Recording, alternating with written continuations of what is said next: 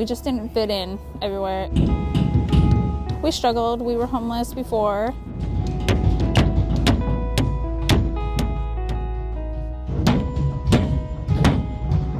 I really am thankful that we struggled the way we did because I learned a lot. You know, we learned to be strong.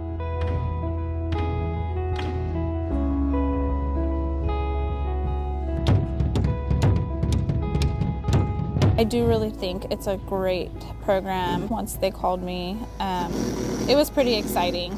And then everyone just became like family. Everyone, you know, is so welcoming.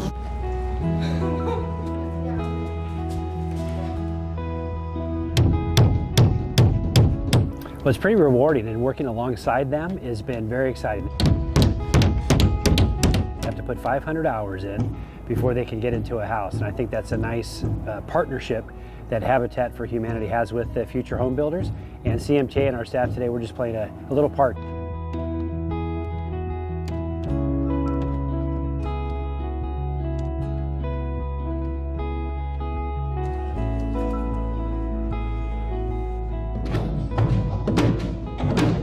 Actually helping people who are less fortunate to get into a house, which in California right now seems out of reach. That's really what we're doing today, and I think there's a little added element of pride in what we're doing today.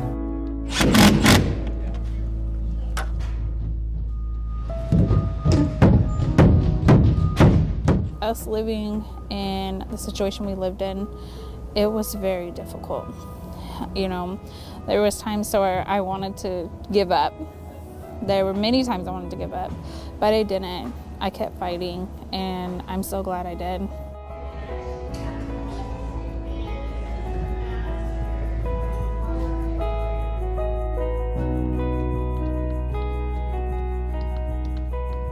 I want my kids to be able to have somewhere they can always come home to. Just feeling safe and stable is something that I can't even express how grateful I would be for it. So that is definitely something we all need. We all need, and we want.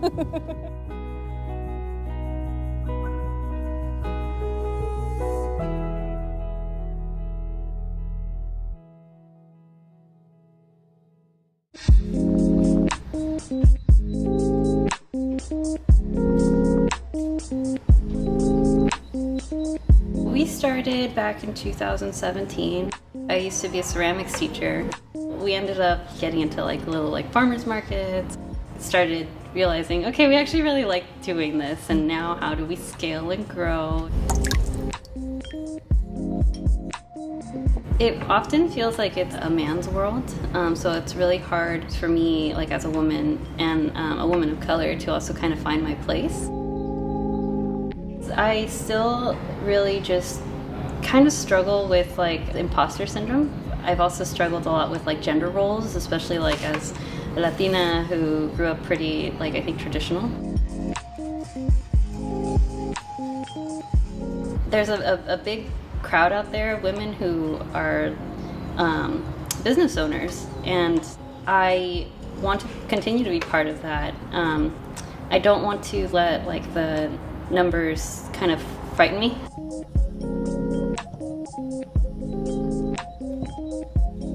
I'm very lucky. I feel very happy overall.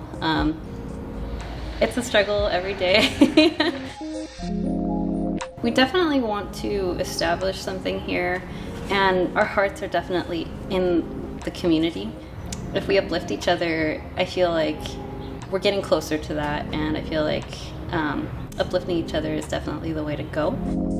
I always feel very grateful and very lucky that I am able to do this. I get to pay my bills doing this, and this is fun.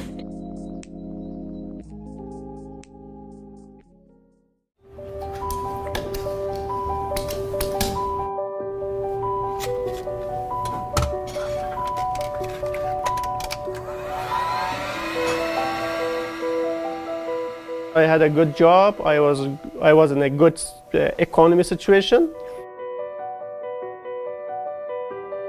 But suddenly the situation changed because of the withdrawal of troops. It was too much a scary situation, and the gunfires, the people, too much, but we tried. Tens of thousands of Afghans stormed onto the runways.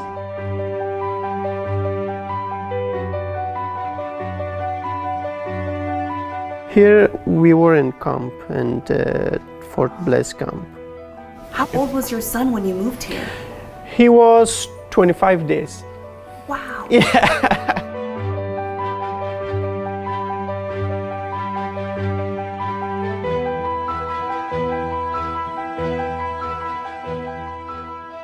It was his birthday.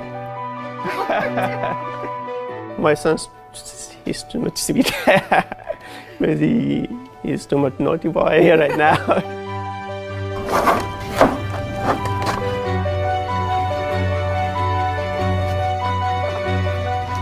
So we talked many times. I applied for this. Fortunately, he accepted me. Right now, I'm trying to be good in this new situation. I'm too much glad here to be here because it's a good job for me.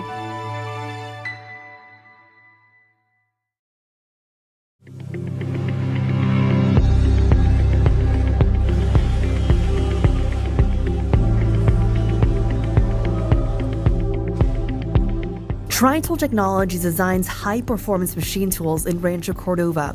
The company started in 1972 in a garage.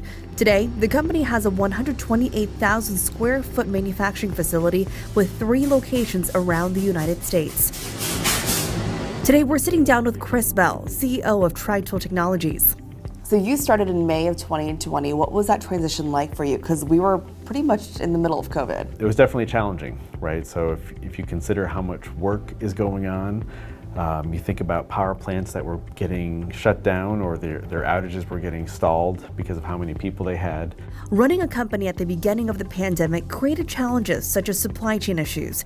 However, it also brought the opportunity to reinvent how to connect with their customers. So during that time, we created a video room where we're able to show off all of our equipment, all of our products, and get into video demonstrations and live video demos. And we found it's actually a lot less costly to do that than to have people driving around so much. Chris came to Tri-Tool after working for Siemens for 13 years. How was the transition like for you going from a large manufacturing company to running a smaller to medium-sized manufacturing company? Coming to a company like Tri-Tool allows us to make decisions. We can make a decision in the morning, we're executing it by the afternoon, and the work is completed by the close of business. We can operate at a much faster speed as a smaller manufacturer.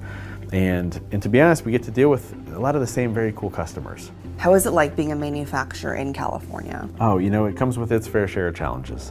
If we look at manufacturing in other locations, there's definitely more business-friendly environments out there. What we get here is we get the best and brightest engineers. Chris moved his family across the country from Florida to California for his new job. My kids, they love Tri-Tool. They love seeing Tri-Tool, they love the business, they love coming here and seeing the facility.